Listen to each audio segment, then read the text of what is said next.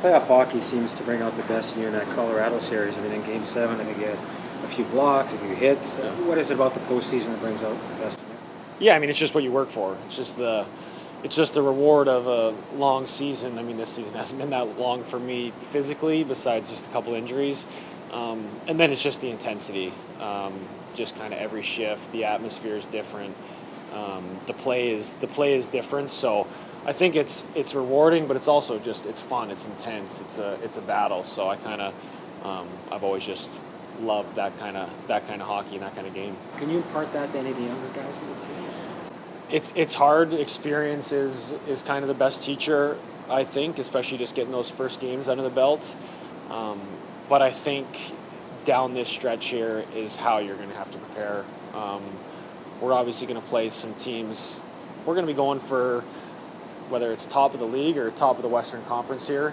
We want the best seed we can get, and I think a couple of those games, Vegas, Dallas, Edmonton, near the end of our schedule, that's going to be as close as you can get to preparing.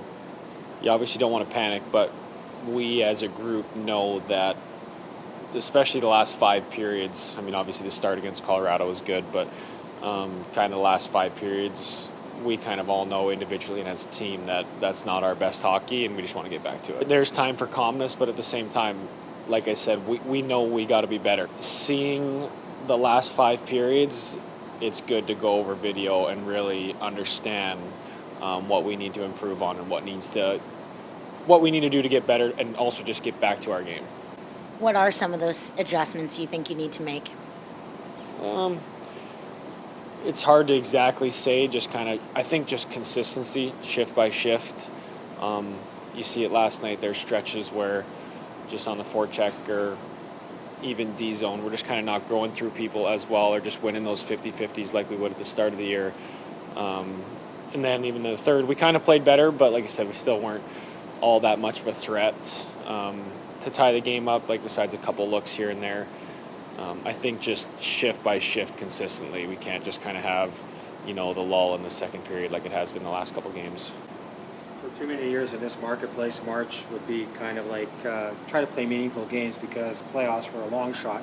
You were with a 100-point team last year in Seattle. You knew you were getting to the postseason. What was March like in Seattle in terms of prepping?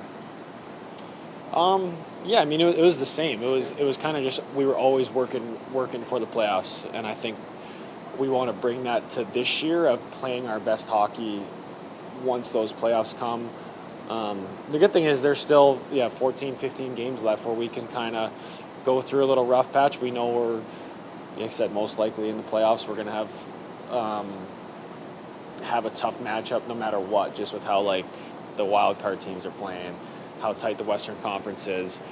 But I think there's enough games left here where, like I said, hopefully this lull doesn't last long and we can be playing our best hockey. Generational talent. Thanks for liking the video and subscribing.